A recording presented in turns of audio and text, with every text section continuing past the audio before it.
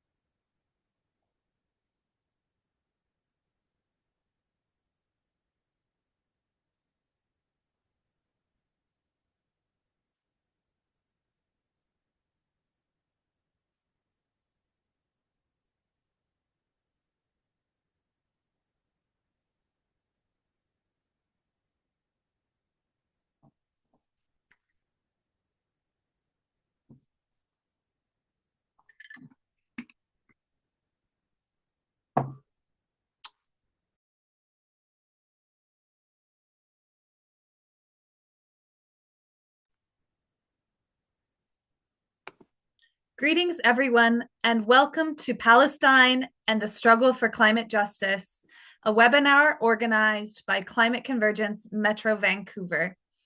My name is Alison Bodine, and I'm a central organizer with Climate Convergence, and also will MC as well as add to the panel here tonight. We wanted to bring people together in order to discuss why ending the U.S. Israeli genocide on Palestine is a climate justice issue and how we can organize within the climate justice movement to build solidarity and unity with our co-fighters in Palestine who have been fighting against this brutal genocide for now over 1 year. Tonight, we have a program of welcoming a panel of speakers and then some time for discussion, as well as some videos at the beginning in order to set the context for our discussion here tonight.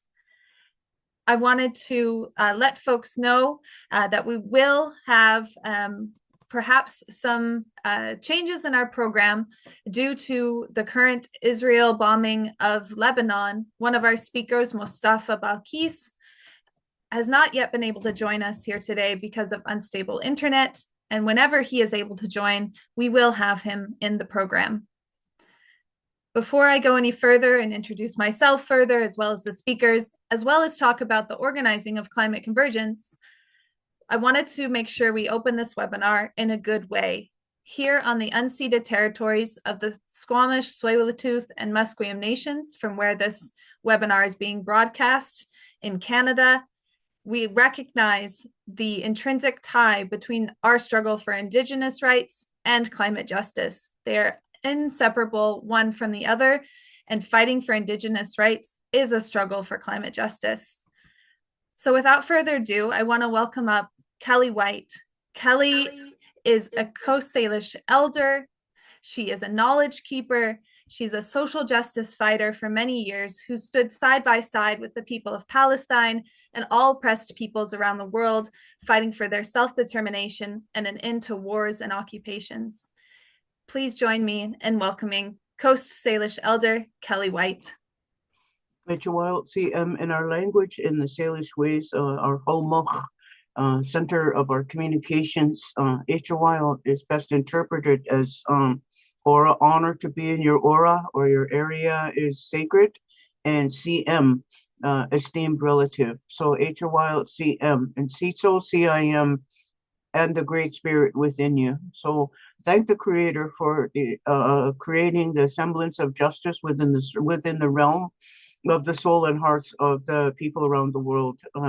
Grateful for the group that we're in circle with this evening, and thankful for the groups that have helped us to create the previous 3 ceasefires right from our homes here in Vancouver.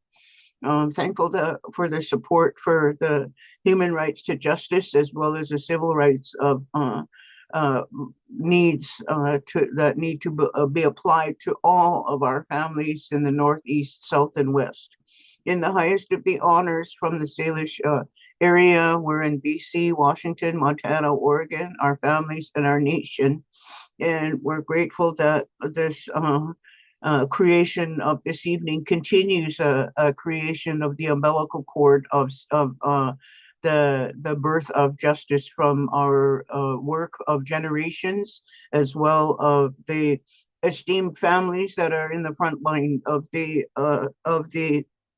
revolution for freedom, and thankful also for the our groups that since teenagerhood that have created the world voice for Indigenous peoples in semblance with the world banks and with the world governments.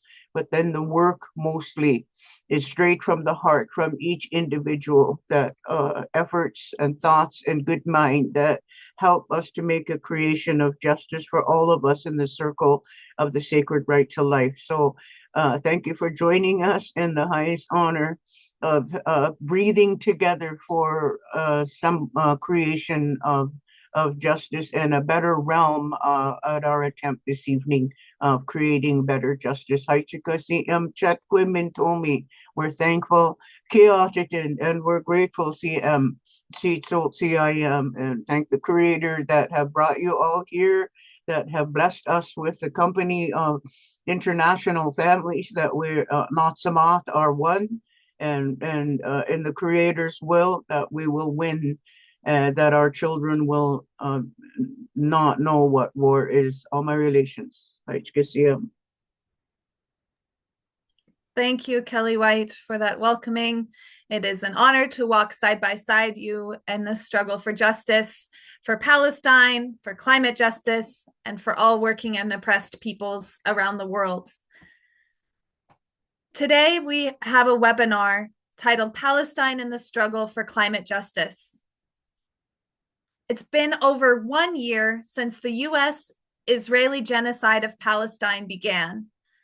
An estimated 335,000 people in Palestine and over 2,000 people in Lebanon have been murdered by the US-funded Zionist Israeli military. There's been a near constant onslaught of deadly gunfire, airstrikes, and chemical weapons attacks. The U.S. Israeli genocide has created a devastating human and environmental disaster.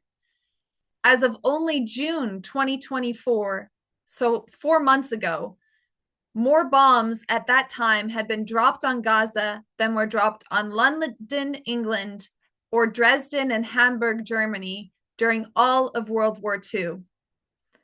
Today, Climate Convergence Metro Vancouver, a grassroots climate justice organization based in Vancouver, Canada, is organizing this webinar so that we can discuss the environmental impact of the ongoing U.S. Israeli Zionist genocide against Palestine and the expanding U.S. Israeli war drive in West Asia. The struggle for liberation of Palestine is a climate justice struggle. We must make ending the U.S. Israeli genocide and occupation a focus and an important struggle within the international climate justice movement, which many of us here today are part of.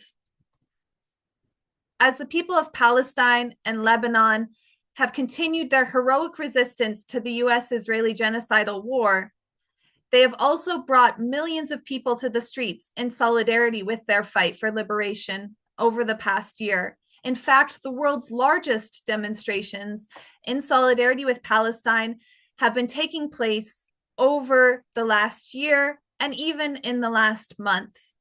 Demonstrations that call for an end to genocide and ecocide in Palestine, in Gaza, in the West Bank, in Lebanon.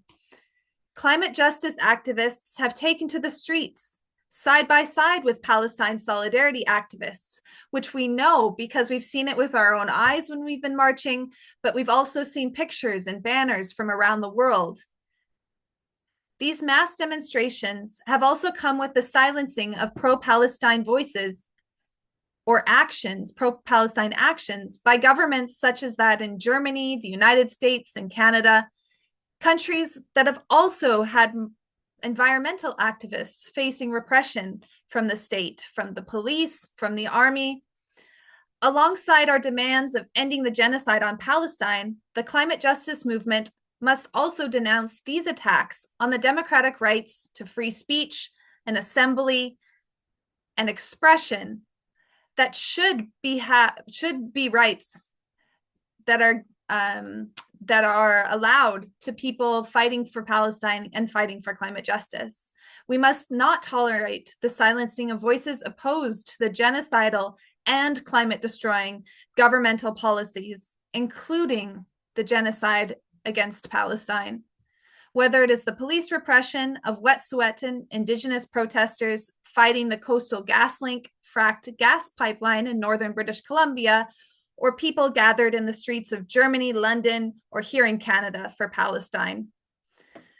So with those opening remarks, I wanted to just frame and give an opening to our panel today, where we'll begin with some videos. Many of us, I know, have been watching the news daily with updates about the genocidal war of the U.S. and Israel against Palestine, the recent attacks on Lebanon. It has likely filled our screens. And there have been interspersed with these videos, of course, videos of protests of Palestinians and people in Lebanon resisting that continue to inspire us.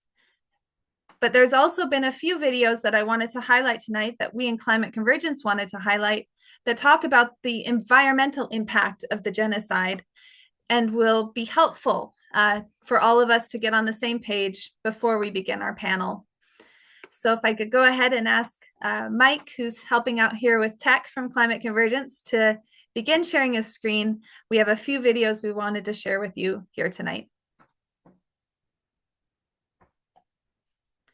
Let's talk about the environmental impacts of Israel's destructive war on Gaza, because destroying over 70% of the houses in an area as densely populated as Gaza, whilst killing over 24,000 people in the process, can't exactly be good for the environment either short-term or long-term. From Israel's indiscriminate bombing campaign to the use of illegal white phosphorus on civilians, many of Israel's weapons and bombs that it uses are actually imported on these massive military aircrafts, mainly from the US. And the environmental impacts of such aircrafts are rarely acknowledged or discussed. So according to a recent report by The Guardian, a large proportion of the 280,000 plus tons of carbon emissions from the first 60 days of the war came from US supply flights and Israeli military aircrafts. The next largest proportion came from Israeli artillery bombs, accounting for roughly 21,000 tons of carbon emissions. And in comparison, Hamas rockets fired into Israel generated roughly 700 tons of carbon emissions, which highlights the asymmetry between each side's war machinery.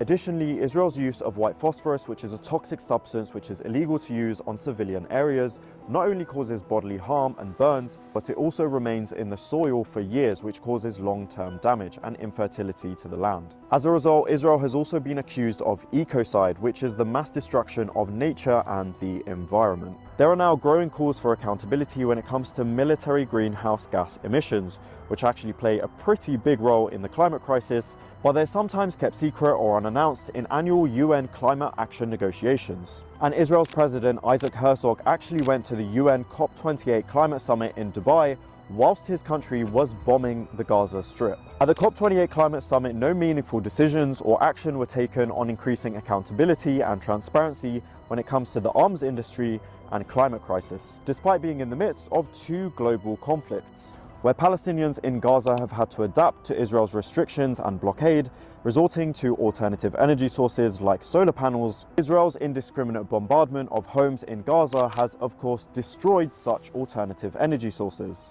And then you have the factor of what it would possibly take to rebuild all of Gaza. A recent calculation of using contemporary construction methods to rebuild Gaza's over 200,000 damaged buildings would generate roughly 30 million metric tons of warming gases. And what other alternative do over 1 million displaced Palestinians have? Israel's Director of Middle East Economic Relations told The Guardian that the question of calculating the greenhouse gas emissions of IDF operations past or present has never actually been discussed. Human rights groups have accused Israeli forces of using the chemical white phosphorus in Gaza and Lebanon. Amnesty International says it's verified videos showing white phosphorus artillery shells being fired by the Israeli army into civilian areas in Gaza. Its use in densely populated areas is considered a war crime. White phosphorus is used as a smokescreen or as a weapon. It ignites when exposed to air, and it can burn through flesh, causing horrific deformities. We're going to bring in Donatella Rivera. She's Amnesty International's Senior Crisis Advisor, and she investigates war crimes and human rights abuses. She's joining us now from Dakar. Thank you very much indeed for being with us. How do you gather the evidence for this, first of all? We've verified videos and still images showing the Israeli positions located just north of the Gaza Strip near Sderot, where we saw in images taken by a Getty photographer, Israeli military position with a howitzer, a 109 howitzer that fires 155 millimeters shells, artillery shells, and with artillery shells containing white phosphorus at the ready. And at the same time, we've verified videos showing artillery shells being airbursted with white phosphorus over Gaza City in at least 2 different locations. Now, the Israeli military may say that, although they haven't commented on this, that they would be using it as a smokescreen, for example, which is one of the uses it can be put to. What is your interpretation of the pictures that makes you think that it was actually being used in a different fashion? Of course, white phosphorus can and is often used as a smoke screen, but that is a use for the battlefield and not for areas that are populated by civilians, densely populated with civilians. The Gaza Strip is one of the most densely populated territories in the world. So white phosphorus should not be used in the Gaza Strip where there are so many civilians, and this is the areas where we verified the videos in Gaza City, the harbor area and the Zaytun neighborhood. These are areas that were full of civilians, so we're not talking about some locations which are a battlefield devoid of civilian population. Do you have any evidence to suggest that anybody has actually been harmed by this? We do not at the moment, and we have not suggested that we do. We note, of course, that the medical facilities are under terrible strain. And so we have not heard of any civilians having been harmed at this stage. The fact with white phosphorus, though, and we saw that very clearly when white phosphorus was used with devastating effects previously in the 2008-2009 conflict, when it was used, it took some time for doctors to recognize the burns as having been from white phosphorus, because at the time the Israeli authorities were denying having used it. In the meantime, patients died. White phosphorus can remain alive, hidden under soil or rubble. Basically, it burns at a very high temperature when it comes into contact with air. So I myself saw in Gaza at the time white phosphorus-soaked wedges that had been airburst from artillery by Israeli forces into Gaza that were hidden under sand, under soil, and then children and other passers-by kicked them accidentally as they passed, days and even weeks after. And of course, as soon as those came into contact with air, they reignited, and that's how people got burned. I understand that Amnesty is continuing to collect evidence of this. What do you want to be done with the evidence that you've pulled together? Well, this is just one of the concerns, one of the violations that we are investigating. We're investigating indiscriminate bombardments that are continuing to kill civilians in very large numbers. Entire families are being killed by bombardments on their homes, where the inhabitants of those homes and the neighbors are killed and injured in very large numbers. And so this is, part of the evidence that we are collecting. Of course, the first and most important and most crucial steps that needs to be taken is that such attacks that are so disproportionate and indiscriminate in nature must stop immediately, because the number of victims every day is enormous. And secondly, of course, those who are responsible for committing violations of international humanitarian law, some of which amount to war crimes, should be held accountable. Donatella Rivera is Amnesty International's Senior Crisis Advisor. We appreciate you being with us on Al Jazeera, ma'am. Thank you very much indeed for your time. Thank you. 39 million tons of debris are piled up around Gaza. That is the equivalent of 10 of the Great Pyramids of Giza, some contaminated with unexploded ordnances and hazardous substances like asbestos, with human remains still buried under the rubble. Gaza is facing an environmental crisis, the United Nations is warning. As Israel's onslaught on the Palestinian territory continues, the UN Environmental Programme says there is a very real risk that Gaza's land, water, and air resources will be contaminated. Here's how. Deteriorating environmental conditions have already impacted Palestinians in Gaza. In the first 3 months of Israel's onslaught, the WHO recorded 179,000 cases of acute respiratory infection, 136,400 cases of diarrhea among children under the age of 5, 55,400 cases of scabies and lice, and 4,600 cases of jaundice. Gaza's environment was already impacted by repeated Israeli bombardments as part of the decades-long Israel-Palestine conflict, creating a severely degraded environment. Palestinian authorities in Gaza have over time invested in environmental management by shifting to renewable energy and building infrastructure for water desalination and wastewater treatment. But Israel's latest war on Gaza has scaled back progress, and such facilities have now collapsed, the UN says. 57% of water infrastructure and assets are now damaged or destroyed, with 5 out of 6 solid waste management facilities in Gaza reportedly damaged. This means that untreated sewage and wastewater could leak into Gaza's environment. In March 2024, an estimated 60,000 cubic meters of wastewater was emitted, mostly into the Mediterranean Sea. But it's not only the sea and its ecosystems that are in danger.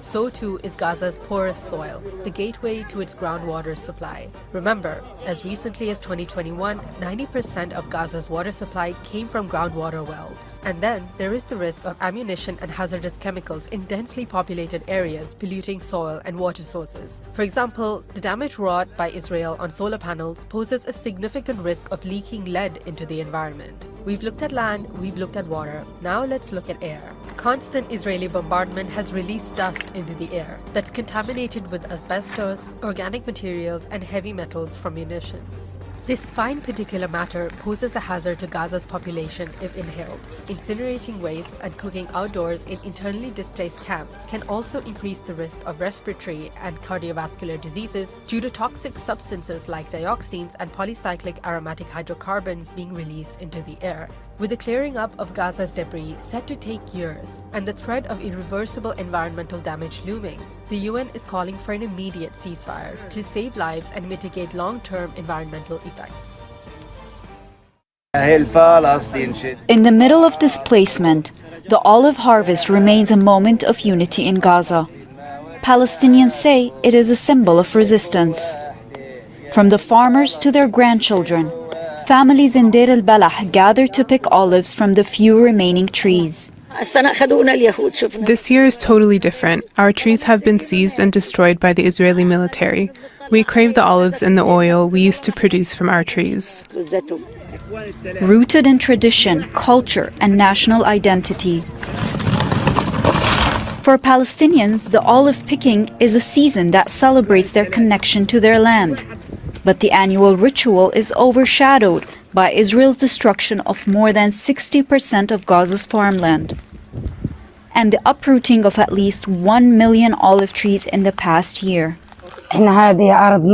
This is our land. We used to own 12 hectares, all planted with olive trees, but the Israeli occupation soldiers destroyed our farms. Not only did they cut down all the trees, but they also bulldozed the whole farmland. We are left with those few olive trees only, which we are now picking. Olive groves that date back to centuries have been reduced to ashes in Gaza, depriving families of their only source of income.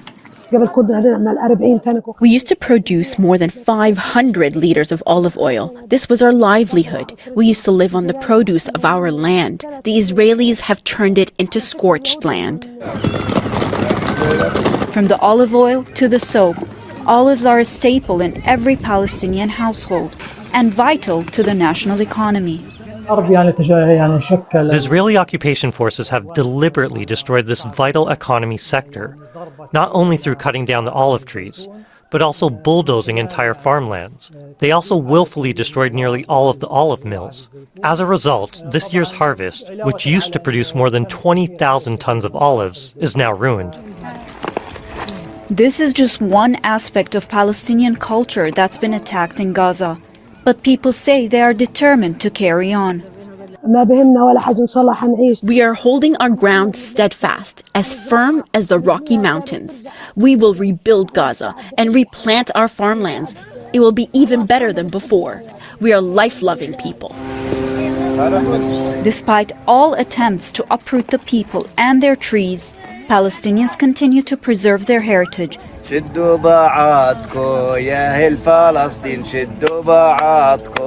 And remain defiant in the face of oppression. Lina Abu Akleh, Al Jazeera.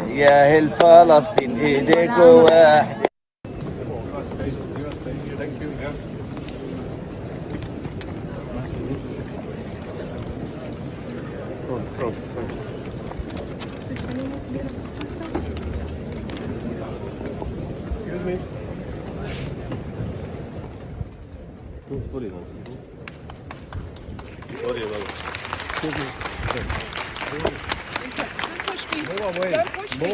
Do not push me. I have a right to protest. Do not push me.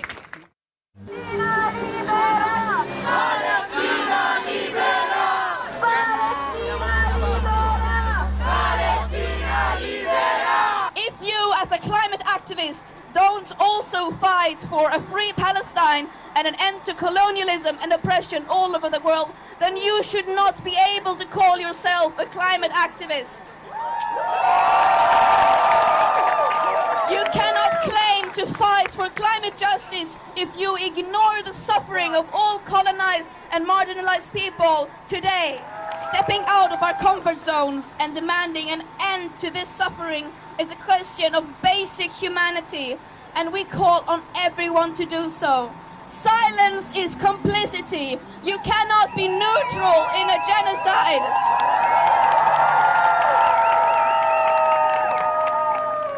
Even as the world tries to silence us, we will come back every time even louder, because everything is at stake and none of us are free until everyone is free.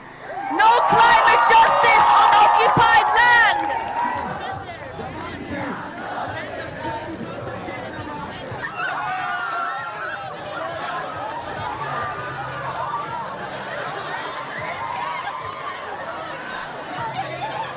There is no climate justice without social justice. We cannot live on a planet where a genocide is allowed with the eyes of the world that are not, and of the countries that are not doing anything about it, and that are funding the war of Israel and the crimes of Israel against the Palestinian people with money that could go to the ecological transition. Beh, sono venuto a manifestare al Friday sia per il clima che per la Palestina oggi perché la situazione in Italia è sempre peggiore, con la crisi climatica stiamo avendo in tutto quanto il mondo, la situazione è andare sempre peggio, quest'estate era ancora una volta la più calda di sempre e per oggi è davvero impossibile portare avanti una lotta senza parlare del genocidio che sta accadendo in Palestina e secondo me è la cosa più intelligente, continuare a dire che siamo con la Palestina senza se e senza ma, anche quando parliamo di ambiente e di clima.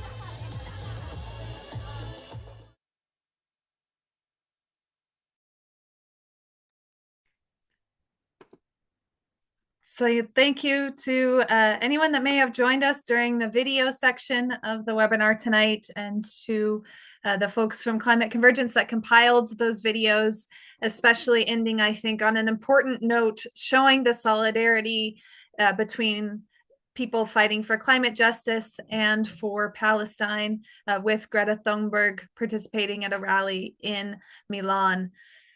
I can tell that many folks in the webinar have been researching this topic, thinking about it, making those connections between climate justice and the struggle against the brutal U.S. Israeli genocide from the chat. So thank you for sharing those resources. If anyone else would like to share resources or also introduce yourself in the chat, it would be great to know who is here with us here tonight. And I appreciate everything that folks have been sharing so far. So for the panel section tonight, we have a panel of 3 speakers, one of whom is Mustafa Balkis. And Mustafa is a member of the Foreign Affairs Department of the Democratic Front for the Liberation of Palestine, the DFLP. And he is currently residing in Lebanon, in an area that did experience bombing in Lebanon. It is early in the morning on Thursday morning, and has currently no access to the internet. So I have been in touch with Mustafa. He is safe, but he is not able to join us right now. As I mentioned before, he will join us whenever he can, and hopefully that will be before the end of our webinar tonight, and we'll have him go ahead and join the program at any moment in which he is able to join or send us a video or message. Also on the panel, we have Tamara Lorincz, who I will introduce in one moment, and then myself, Alison Bodine. So after the panel, we'll have some time for question and answers or some closing comments. I know that Tamara is located in Eastern Canada. Maybe some of you are also in Eastern Canada that have joined us, and it will be quite late. So Tamara does have to step out a bit early, but I hope we will have a chance to get into some discussion before she leaves. If not, we will continue these important discussions in future webinars or on the streets together. So without further ado, I'll introduce Tamara Lorincz. Tamara is a PhD candidate at the Basili School of International Affairs at Wilfrid Laurier University. She is co-founder of the East Coast Environmental Law Association, a fellow at the Canadian Foreign Policy Institute, the CFPI, and a member of the Canadian Voice of Women for Peace, as well as the Women's International League for Peace and Freedom Canada. Tamara is really someone who has dedicated her intellectual force, her power, to researching and documenting the impact of the US-Canada war machine on the climate. And I am really glad that Tamara could join us with her insights regarding Palestine and the current genocide today on the panel. So without further ado, please join me in welcoming Tamara Lorincz. Good evening, everyone. Thank you very much to Climate Convergence for organizing this important webinar. And I'm really sorry that Mustafa can't join us right away. I would also like to thank Kelly for her very powerful opening remarks. And the point that you made, Kelly, that our children must not know war is really so important. So I'm speaking to you from Waterloo, Ontario, the traditional territory of the Haudenosaunee, the Anishinaabe, and the neutral peoples of the Grand River. And I'm with you tonight with a very heavy heart for the people of Palestine and our planet in peril. Words can't express the depths of my grief for Gaza, and words can't express the extent of my outrage for Israel's mass violence against the Palestinian and Lebanese people with American and Canadian weapons and NATO's complicity. So I have a PowerPoint presentation that I am going to show you. And before I talk about the climate and environmental impacts of Israel's genocide, I want to bring to your attention a new publication by the Palestinian Working Group of the Women, Peace and Security Network. It's called Palestine is a Canadian Women, Peace and Security Issue, Obligations and Opportunities.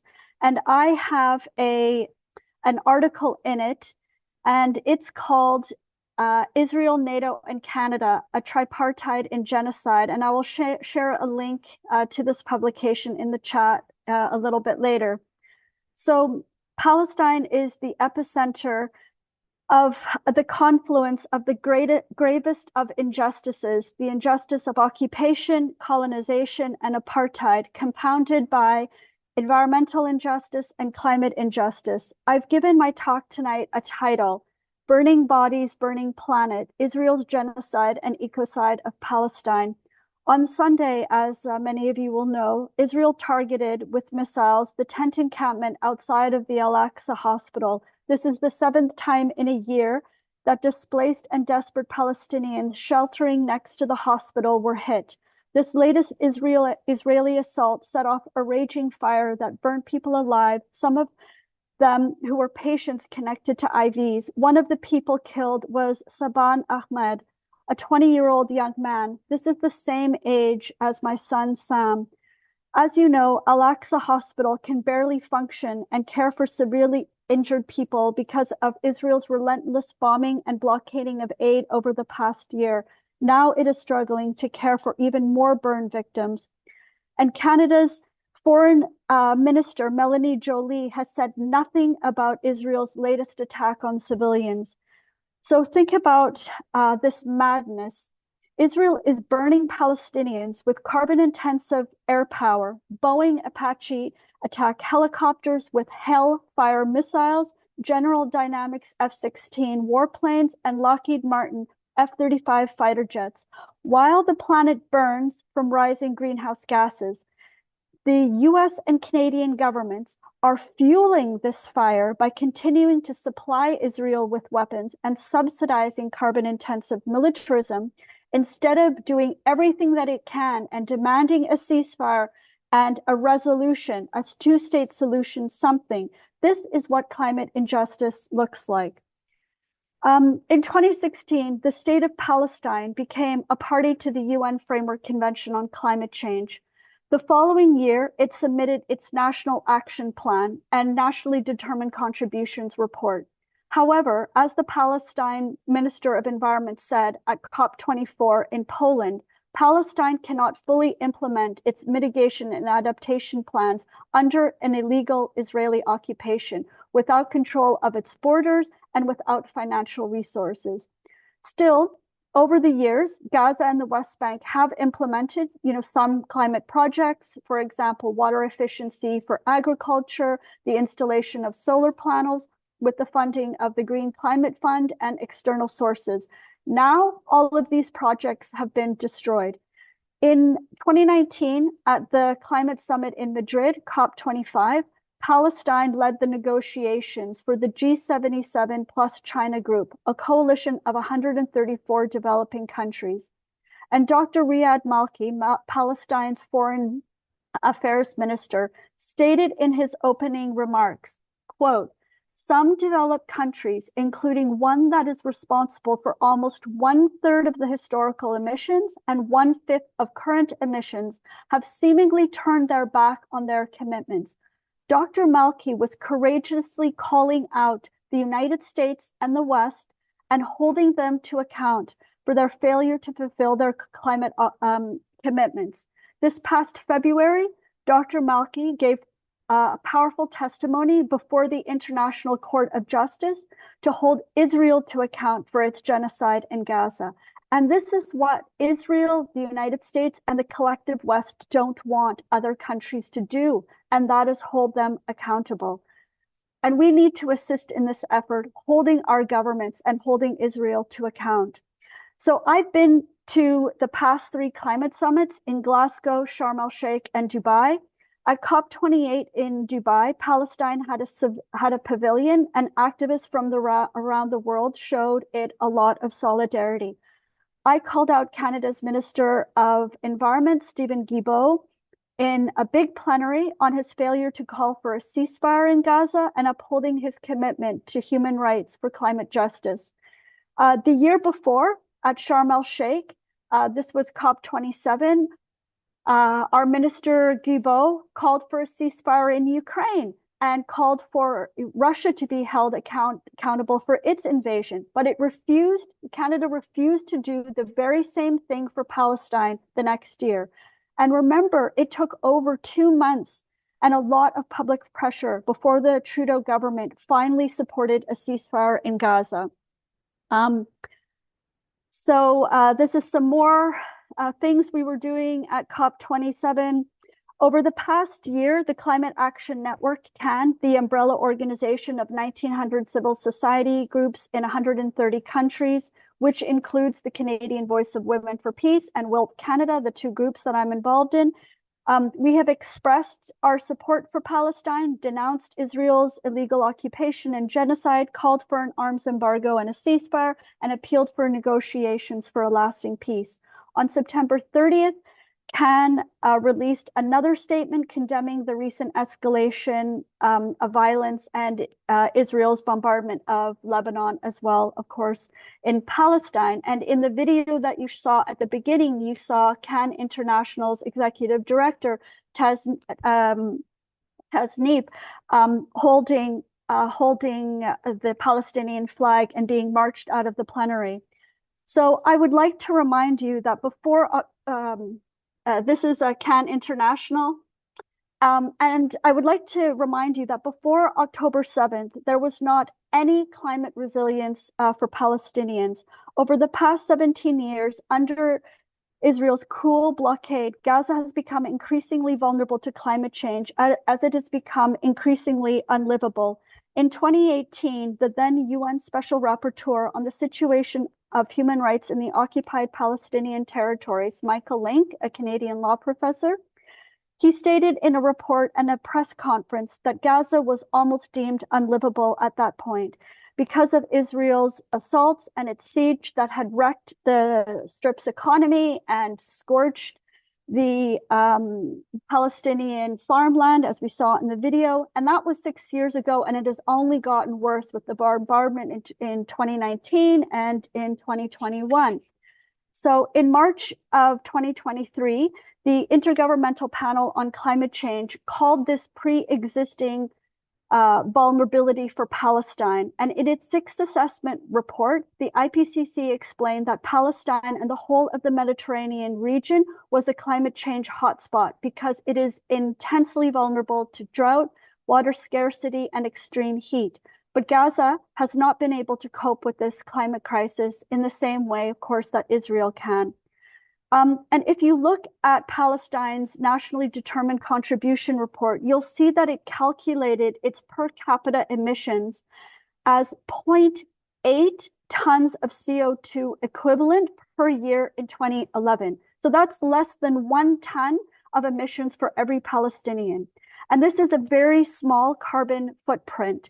And that reflects underdevelopment and the deprivation from Israel's occupation. Now compare this with Israel's carbon emissions per capita at 6 tons of CO2 equivalent per year, and compare it to Canada's and the US's carbon footprint of 15 tons at least of CO2 equivalent per capita per year. And these are figures that come from the World Bank. The institution, of course, with the biggest carbon footprint is the military. The largest institutional consumer of fossil fuels in the world is the U.S. military, which is backing Israel. And studies show that countries with high military spending also have high carbon emissions. Israel is the 15th highest in the world for military spending. And this is according to the Stockholm International Peace Research Institute, SIPRI's latest report. Israel's military spending in 2024 was $27 billion US. And you can see that it's just ahead of Canada's military spending. Remember, this is in US dollars. And as you know, Palestine does not have a military, and it is not mentioned in this SIPRI report. In January of this year, this was mentioned in the videos at the beginning, Nina Lakhani, the senior climate justice reporter for The Guardian, published a long, excellent article headlined, "Emissions from Israel's War in Gaza Have Immense Effects on the Climate Catastrophe." And I really encourage you to read this entire report. Now, this report is based on the journal article by British activists that came out And they estimated, this was also in the video, that the immediate emissions from the first 60 days of the Israel-Gaza war, which they calculated at 282,000 tons of CO2, were greater than the annual emissions of 20 countries. And Israel is responsible for 97% of these emissions. Hamas's rockets account for only 700 tons, and 3% very small. They also stated, the authors also stated, these numbers demonstrate the asymmetry of offensive weaponry in Israel's assault in Gaza, and they also calculated the emissions of reconstruction to be about 30 million tons of CO2, and they called for military emissions to be fully and transparently reported, and for there, of course, to be a ceasefire. On environmental injustice, I want to share some of the important work done by Dr. Abir Boutmeh. She's an environmental engineer and the coordinator of the Palestine Environmental NGOs, which is affiliated with Friends of the Earth International. And Dr. Boutmeh has monitored the environmental situation in Gaza for years. She calls Israel's assault on the Strip not only as a genocide, but as an ecocide. And I think it's really important for us when we are talking about the crisis in Gaza right now is we say genocide and ecocide. She also spoke on a CAN webinar, and she explained that the water, sewage, and solid waste management systems have been destroyed by Israel, and this has led to air, water, and soil contamination and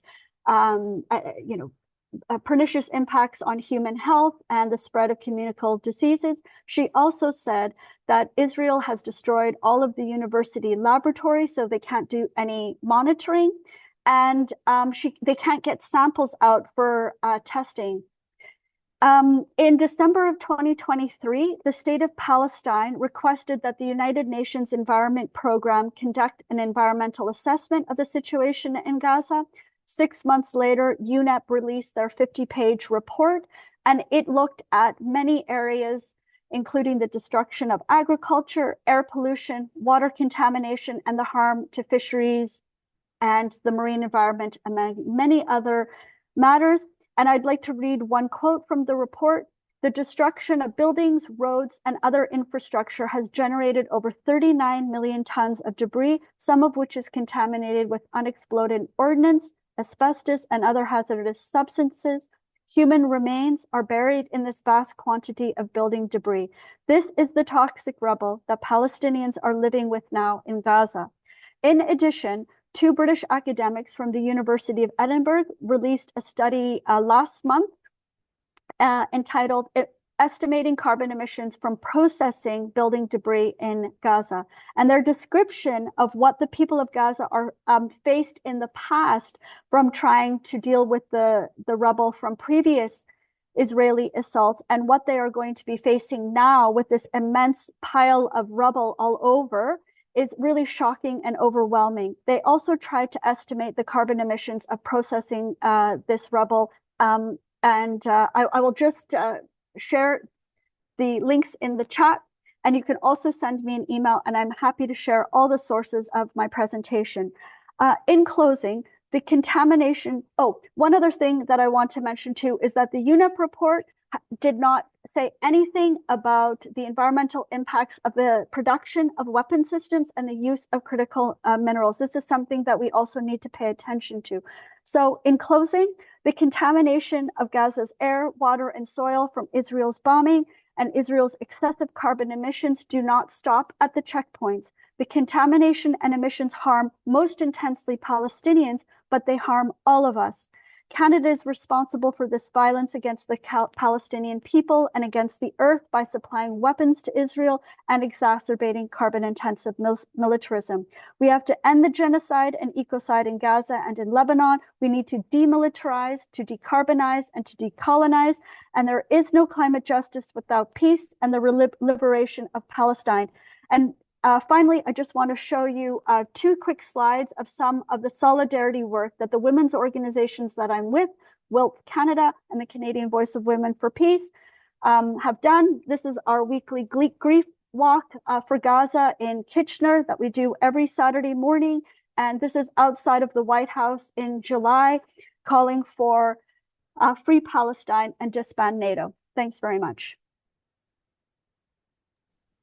Thank you, Tamara Lorincz, for that presentation, for your efforts to expose the environmental degradation impact of this genocide, to help us to bring people on side to the struggle for Palestine, to from the climate justice movement, for people that care about Mother Earth, to help convince them that this U.S. Israeli genocide is a climate justice issue, is something that they need to fight for, and that we can't have, as you've ended on, we can't have climate justice without liberation of Palestine and an end to the occupation.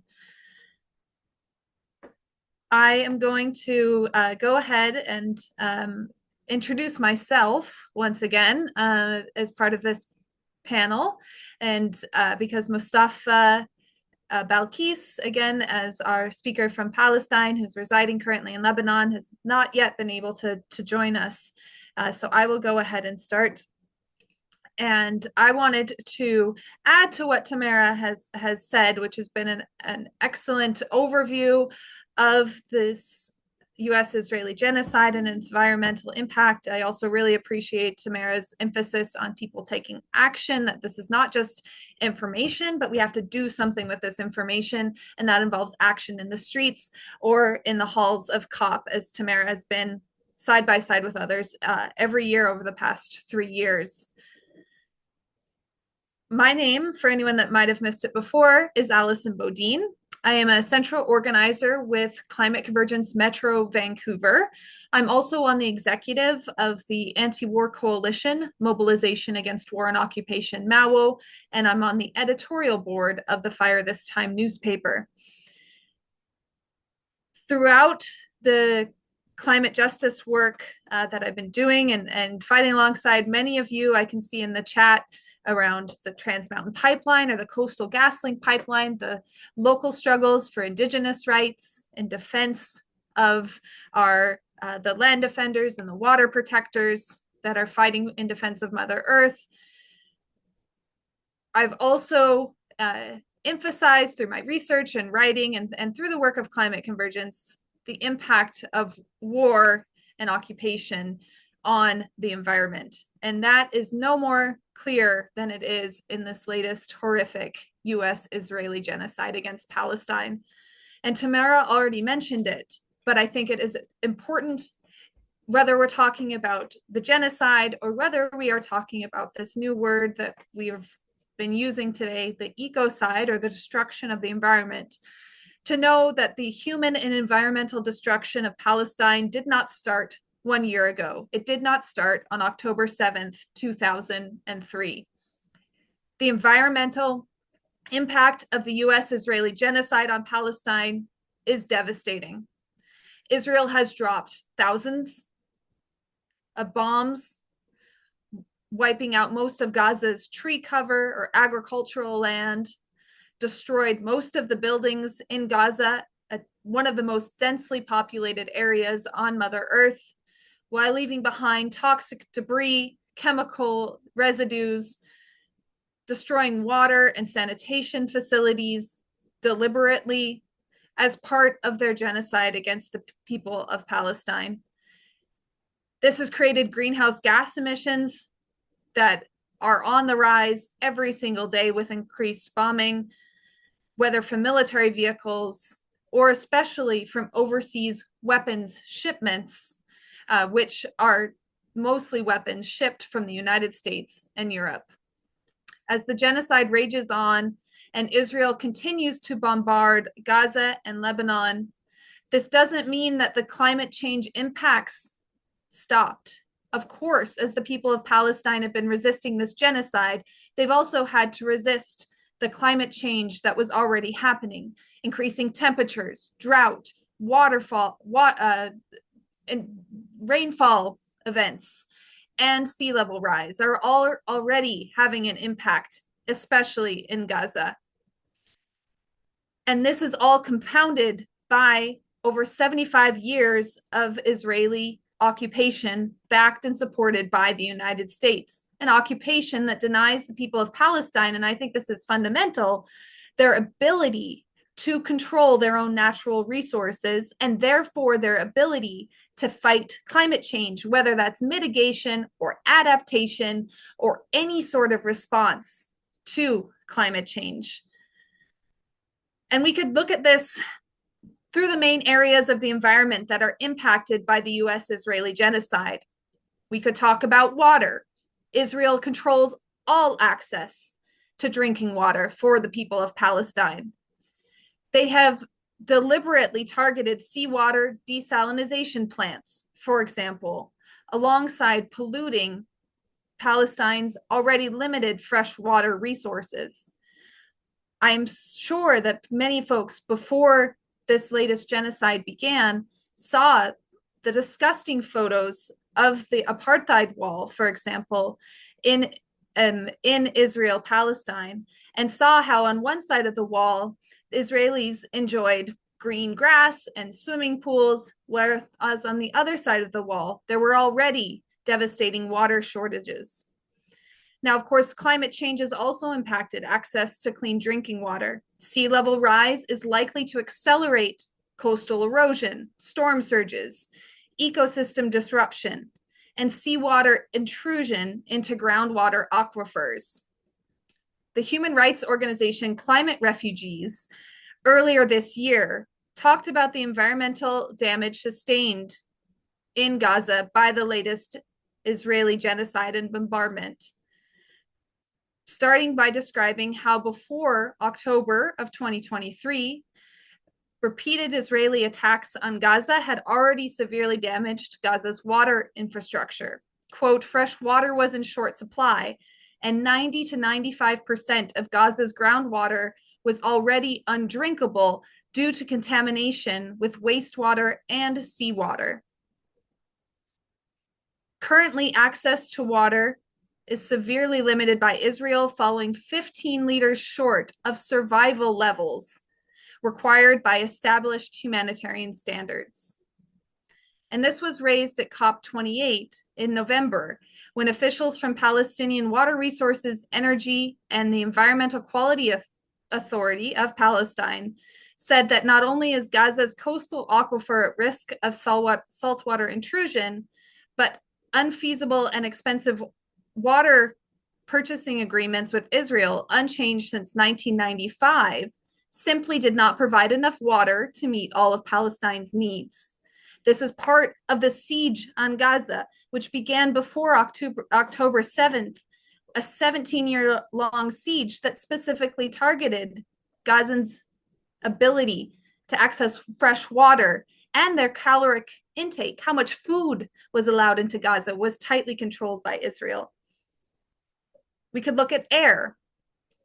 Tamara already mentioned the Palestinians that are writing about the toxic substances in the air, not only from the munitions used or the white phosphorus that we all just saw on our screens, but also from the debris where asbestos can be found in the air. All sorts of other building materials are contaminating the air that is breathed by anyone who is simply looking for a safe place to be at a time when Israel is targeting tents, buildings, any kind of structure, hospitals, schools, and all of this destruction creates more and more debris in the air, making Gaza unlivable through the destruction of its land and its air and its water. We could look at the land itself. So the white phosphorus or any chemical weapons poison land, not just for a few days or a few weeks, but for entire generations.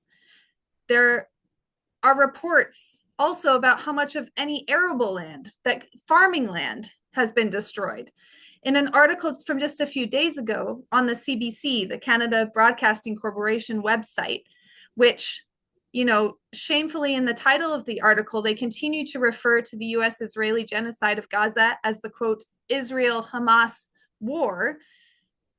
They wrote an article that quoted an agricultural specialist in Gaza, describing how agricultural damage in the Gaza Strip has reached the levels that are showing that 70% of the Gaza Strip's agricultural land or tree cover has been destroyed in the 1 year since the U.S. Israeli genocide of Gaza began. This is devastating in a land that is already a desert land. A land, as we've mentioned, is impacted by droughts, where it's already difficult to farm. They are destroying deliberately the people of Gaza's ability to feed themselves. The occupation is entirely responsible for the climate disaster in Palestine. Every aspect of life in Gaza is distorted by the criminal US-backed Israeli occupation. The climate crisis for people in Palestine is this disastrous mixture of a changing climate impacted by the daily reality of the occupation and the lack of control that Palestinians have over their basic resources. Israel controls not only food and water intake on the Gaza Strip, but also Gazans' ability to access seeds, fertilizers, farming or irrigation equipment, or as we heard in one of the videos, their ability to take any sort of measures to provide their own electricity. I remember some of the first horrific bombings we heard about that Israel committed against Gaza. The ones targeting hospitals also targeted solar plants on those hospital roofs. This is the daily reality for people in Palestine.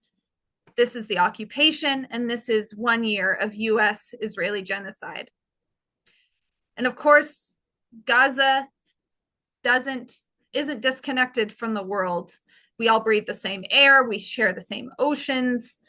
The US Israeli war drive is a contributor in and as of itself to climate change.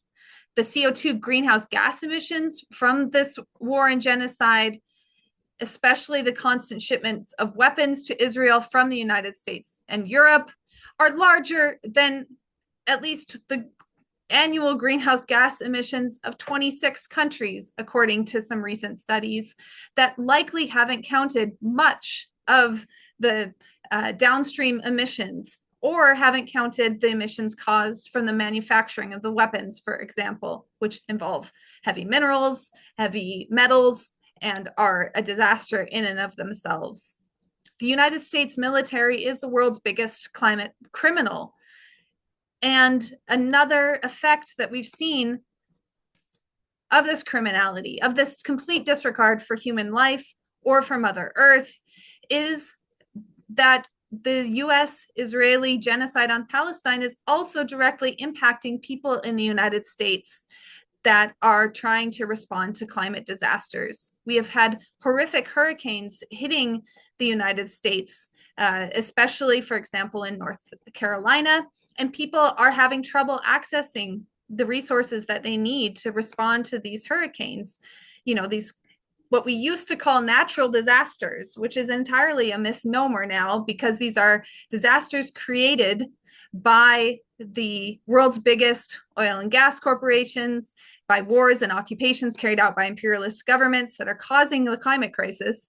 These climate disasters are getting less funding to respond to than Israel. The same weeks that these hurricanes hit the United States, the US Congress yet again allocated $20 billion more to Israel to fuel the genocide against the people of Palestine and Lebanon, and left people in these areas in the United States on their own to deal with the hurricanes. There is no climate justice without liberation for Palestine. And I think that is more and more clear every day. As we build a broader and more united climate justice movement, we have to recognize that the US Israeli genocide and occupation are a direct obstacle to climate justice. The oil and gas companies that are directly responsible, that are enabled by subsidies and support by the US government or the government of Canada, these same oil and gas companies, such as Chevron, are major economic partners with the genocidal, racist, Zionist government of Israel. They are benefiting from this genocide in Gaza, and the gas fields that Chevron owns in off of the coast of Palestine are evidence as to Chevron's interests in making sure that this genocide continues. Israel collects hundreds of millions of dollars a year in tax revenue from Chevron's operated gas fields. And I think that's just one really direct connection that we need to be making in the climate justice movement. For the United States, I also want to say that Israel is a gigantic military base, and we know some of the impacts of U.S. military bases around the world. Over 800, sometimes some estimates 1,000 U.S. military bases around the world are gigantic sources of the poisoning of the land, air, and sea.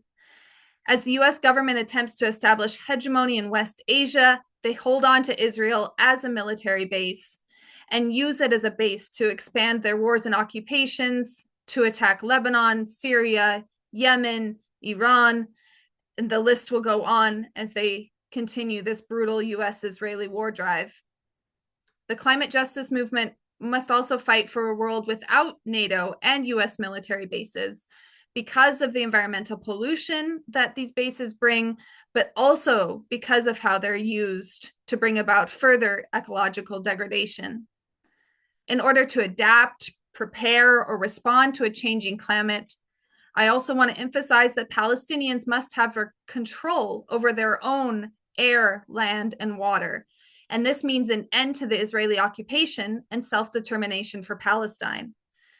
As climate justice organizers here in North America, which is also an occupied land built on the ongoing genocide of indigenous peoples, we must also extend our demands to self-determination for all oppressed nations, including indigenous nations here in the United States and Canada. Indigenous nations as well must have access to control their own resources in order to fight climate change. Within the climate justice movement, we are also working to build an international movement. As I mentioned before, we know we breathe the same air, we use the same water. The climate justice movement has a necessity to be international, and we need solidarity and unity across borders between all oppressed people for the climate justice movement to become powerful and effective. Uniting with Palestinians fighting for their liberation by encouraging climate justice activists to take to the streets against U.S. Israeli genocide is one of the most important expressions of this solidarity. Now more than ever, we need to bring the pro-Palestine movement, the anti-war movement, and the climate justice movement together, as many of us I know have been working to do, especially over the past year. Fighting the U.S. Israeli genocide is fighting against the degradation of the environment, and fighting for climate justice is fighting against war, occupation, and the U.S. Israeli genocide. And today, when we march for both of these causes, we are uniting two struggles with one common goal: to save humanity and to save the planet. I also want to emphasize, just to close, that the people of Palestine are leading this resistance. When they defend their olive trees, when they protect their families, when they return to the site of destruction to rebuild their homes and livelihoods once again in Gaza, in the West Bank, or when the people of Lebanon do the same, when they fight back against U.S. Israeli genocide, they are defending all of us. They are defending all of humanity, and they are defending the planet and Mother Earth. After more than 1 year of brutal genocide carried out by the U.S. and Israel against Palestine, now more than ever, we cannot become inactive or depressed, either about the climate crisis or about the seemingly endless destruction of the U.S. Israeli death machine. We must follow the lead of the resisting people in Palestine, in Lebanon, in Yemen, and fight back. I will end by saying, united we win. Thank you. Okay, so back to my moderator position here. I do know that Tamara mentioned she has to leave, I think, relatively soon. She's put all her contact information in the chat. We also will share the video. But if folks had any specific questions for Tamara, she might have a second to answer. There is one in the Q&A box, or Tamara, if you do need to leave and want to make any final comments, please go ahead.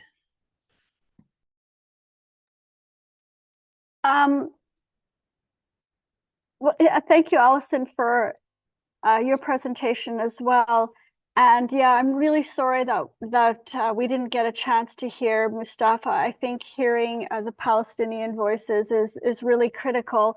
I just want to suggest doing another webinar and having him come on and having perhaps Father Tamimi, the water expert, speak, or have to have Dr. Butmik speak as well as about the environmental situation. And maybe one thing to bring to your attention in closing is that the United Nations Special Rapporteur on the human rights situation in the occupied territories has a call out for submissions for a report that they're going to do. The deadline is at the end of November. So I'll put a link in the chat and to do something. And also next month is going to be COP29 in Baku in Azerbaijan. There's going to be a lot of attention in the media around the climate crisis. If you could make the links between what's, the climate crisis and the genocide and ecocide in Palestine, that would be really great, because of course our mainstream media is doing a terrible job covering what's happening in Gaza. And also to let you know that at the end of November in Montreal, there's going to be the NATO Parliamentary Assembly. And I think that NATO is one of the greatest terrorist organizations on the planet and one of the greatest threats to the climate and to the earth. And it is absolutely complicit in this devastation in Gaza. So there's going to be a big rally and conference in Montreal at the end of November. If you can come, that would be fantastic. If you have people that are in Quebec and can join us and support it, that would be fantastic. And any pressure that you can also put on your members of parliament to get Canada to withdraw from NATO, to get Canada to reduce military spending, to get Canada to stop the militarization of the Arctic, to stop buying fighter jets and attack helicopters and strategic refuelers, and all of these carbon intensive military vehicles, that would be really great. That would be really great. So please help make the connection between the climate crisis and carbon intensive militarism and call for demilitarization for decarbonization. Thanks. And goodbye. Thank you, Tamara, for joining us. I do know, yes, it is late on the East Coast and you have places to be, but thanks for making your talk available. And there's lots of appreciation in the chat for your insights. As I mentioned before, I think a lot of us on the call are activists, are people that have been mobilized in support of Palestine against the U.S. Israeli war drive. And I think this information is, yes, definitely invaluable for our work to unite the struggle with the climate justice struggle, which is so critical, especially here in an occupied country as well of Canada. So Tamara has had to leave us. Mustafa Balkis from the Democratic Front for the Liberation of Palestine has also still not been able to join us or send me a message. So I think that's a great idea that Tamara had to invite him to speak at a future event. I think we should organize more of these discussions. And also perhaps he could record his video and we could append it to the recording of this webinar to share with others. Tamara mentioned at the end the mobilizations against NATO that are taking place in Montreal. I can put in the chat some initial information about those mobilizations. That is another opportunity to make sure that we are holding our signs and our banners for climate justice at anti-war mobilizations. There's one question that's been proposed that I could address as well. I think we've had in Climate Convergence, we started organizing these webinars at the time of the COVID pandemic, a time when we couldn't meet in person, we couldn't organize together face to face. So we organized webinars to help build a stronger international movement, recognizing that although it was part of a response to the pandemic, we also had this ability to connect with people across Canada and around the world in a way that was more comfortable, beginning to feel more useful as time went on through the organizing of webinars. And the webinars series that we organized was titled No Business as Usual, because of course, a lot of the talk during COVID was, oh, we're going to get back to business as usual, which meant business as usual climate destruction. It meant the return of especially the increased manufacturing and kind of everything that came back with this resurgence after COVID.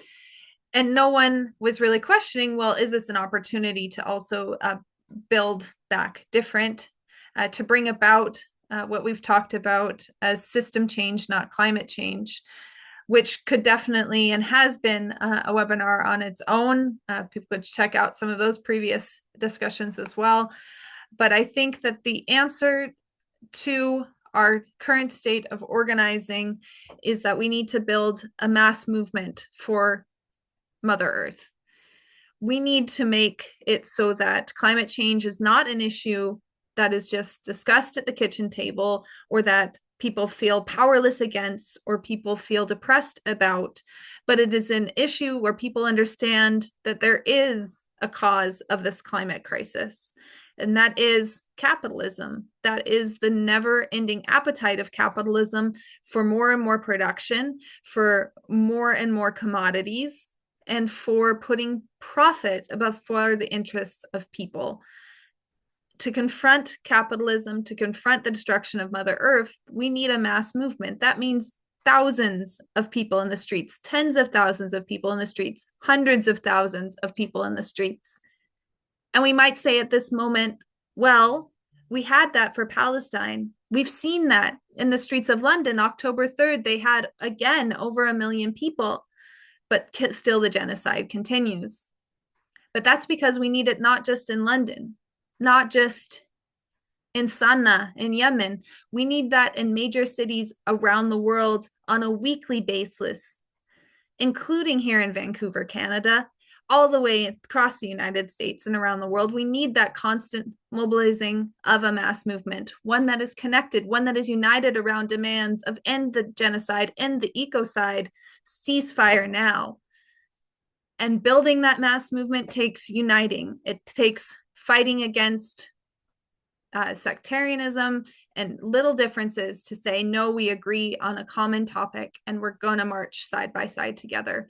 And so I encourage everyone to work in whatever capacity is available to them to build this mass movement as a goal. And I encourage anyone to join Climate Convergence as well in this struggle. Climate Convergence has meetings every 3 weeks. Our next one will be taking place on Wednesday, 2 weeks from today. And an announcement will go out with the information about how to join on Zoom, to join this struggle for climate justice, to continue these discussions about how we build for system change, not climate change, and encourage people to join that meeting, to join all the events that Tamara Lorincz mentioned, to join in fighting side by side with the people of Palestine, Lebanon, Yemen, Syria, people around the world taking action in defense against this U.S. Israeli genocide. So I think, unfortunately, our Mustafa Balkis will not be able to join us due to the Israeli bombing of Lebanon in his area. Again, I do have confirmation, or I did recently, that he is safe, but he is unable to join us tonight. Perhaps if I could ask, Kelly White is still with us. Kelly, would you like to close off tonight's webinar in a good way? Critical information and amazing deliveries there. I've experienced a lot of that and heard much of it, but it's still, the impact is unbearable. I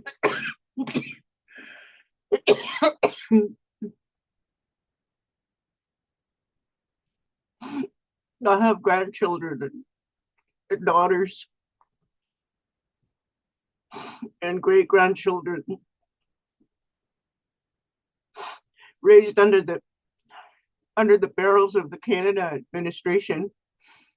And I want to thank you, sisters, for the information you've been able to deliver.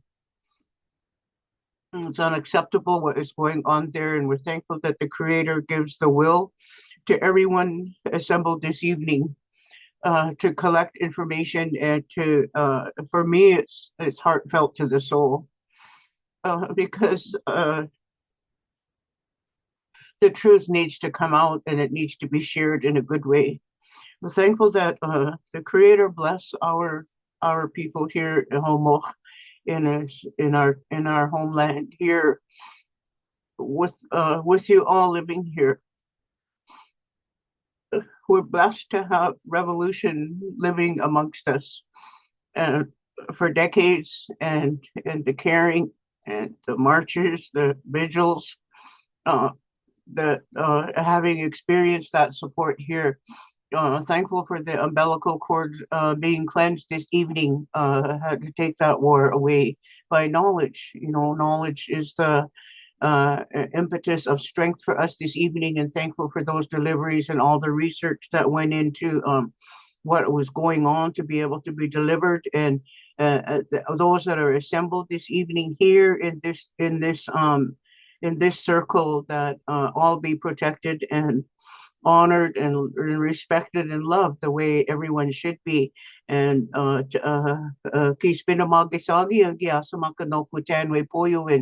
in our Cree language, thinking of the Cree grandchildren next door, in the interpret for that, in the beginning, we told you that we loved you, and now it's up to you.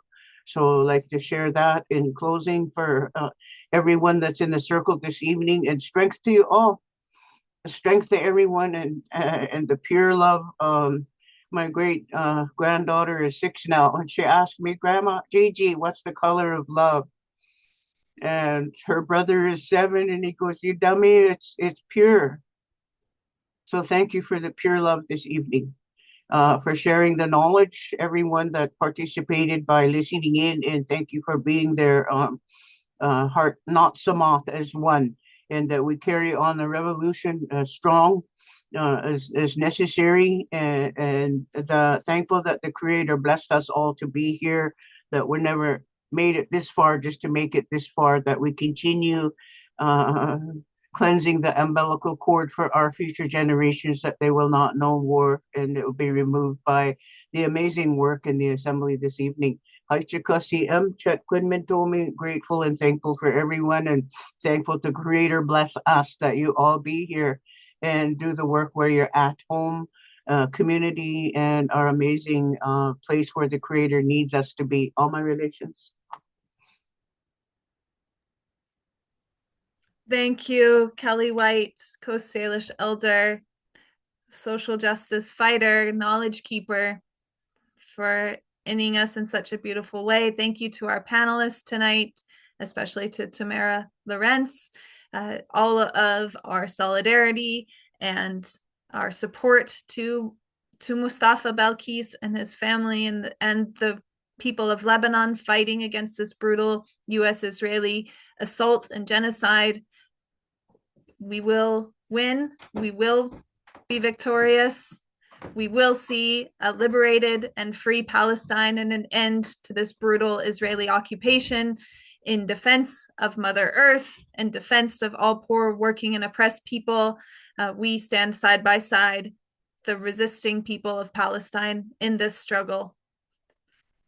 Thank you all.